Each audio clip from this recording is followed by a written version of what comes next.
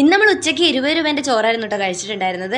എനിക്ക് തീരെ വയ്യാതിരുന്നതുകൊണ്ട് തന്നെ ഞാൻ ഒന്നും ഉണ്ടാക്കിയിട്ടില്ലായിരുന്നു. പിന്നെ അച്ചൂടനും കൂടെ ഉള്ളതുകൊണ്ട് എനിക്ക് തീരെ വേറെ ഒന്നും ചെയ്യാൻ സമയം കിട്ടിയിട്ടില്ല എന്നല്ല, തലയൊക്കെ വേദന എടുത്ത് അങ്ങനെ. അതുകൊണ്ട് ഇന്ന് ആ ചോറ് വാങ്ങാമെന്ന് വിചാരിച്ചിട്ടോ. അപ്പം നിങ്ങളുടെ നാട്ടിലൊക്കെ ഇങ്ങനെ ഒരു സംഭവം ഉണ്ട്, കുടുംബശ്രീൻ്റെ ആണെന്ന് തോന്നുന്നു കേട്ടോ. അപ്പോൾ ഇവിടെ സാധാരണ നല്ല തിരക്ക് ഉണ്ടാവാറുണ്ട്. എന്തായാലും ഇന്ന് ഞങ്ങൾ നേരത്തെ പോയതുകൊണ്ട് ക്യൂ നിൽക്കാതെയൊക്കെ പെട്ടെന്ന് നമുക്ക് കിട്ടിയിട്ടുണ്ടായിരുന്നു കേട്ടോ. അപ്പം മീനും ചോറും എല്ലാം കൂടെ 60 രൂപ ആയിട്ടുണ്ടായിരുന്നുള്ളൂ കേട്ടോ. ശരിക്കും പറഞ്ഞാൽ നമ്മൾ പുറത്തുനിന്നൊരു ഹോട്ടലിൽ നിന്ന് ഊണുമായി കഴിക്കണമെങ്കിൽ ഊണിന് മാത്രം നമ്മൾ 70 രൂപയോ അങ്ങനത്തെ കൊടുക്കണം എന്നാണ് എനിക്ക് തോന്നുന്നത്. അപ്പം വെജിന്നൊക്കെ ആണെങ്കിൽ പറയുകയും വേണ്ട.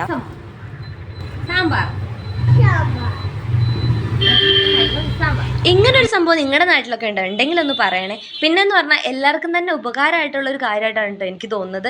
എല്ലാവർക്കും ഒരുപോലെ പൈസ ഉണ്ടാവണമെന്നില്ലല്ലോ, അതുകൊണ്ട്. പിന്നെ ടേസ്റ്റിൻ്റെ കാര്യത്തിലും ഒരു കോംപ്രമൈസും ഇല്ല കേട്ടോ, അടിപൊളിയാണ്.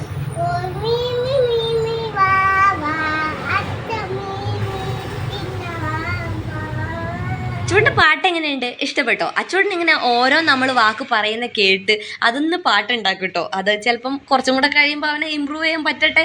അങ്ങനെ ഞാനും അച്ചൂടിനും കൂടെ ചോറ് കഴിച്ചു. എനിക്കെന്തായാലും അടിപൊളിയായിട്ട് ഇഷ്ടപ്പെട്ടിട്ടുണ്ട് കേട്ടോ സാമ്പാറൊക്കെ. സത്യം പറഞ്ഞാൽ കണ്ണൻ്റെ കടയിൽ സാമ്പാറിനും കേട്ടോ എനിക്ക് ഇഷ്ടപ്പെട്ടിട്ടുണ്ട്. പിന്നെയെന്ന് പറഞ്ഞാൽ എനിക്ക് ഈ സാമ്പാറൊക്കെ കാണുമ്പോൾ എൻ്റെ ഹോസ്റ്റലിലുള്ള ആൻറ്റിമാരെയൊക്കെ എനിക്ക് ഓർത്ത് പോവാണ്. കാരണം 6 വർഷമൊക്കെ ഞാൻ ഒരു ഹോസ്റ്റലിലൊക്കെ നിന്നിട്ട് പുഴ പോലത്തെ സാമ്പാർ തിന്നൊക്കെ ഞാൻ ഇപ്പോൾ ഓർത്ത് പോകുന്നുണ്ട്. അപ്പോൾ എന്തായാലും ഇന്നത്തെ വീഡിയോ ഇത്രയേ ഉള്ളൂ. ഇഷ്ടപ്പെട്ട ഉറപ്പായി ലൈക്ക് ചെയ്യാൻ മറക്കല്ലേ. ബൈ.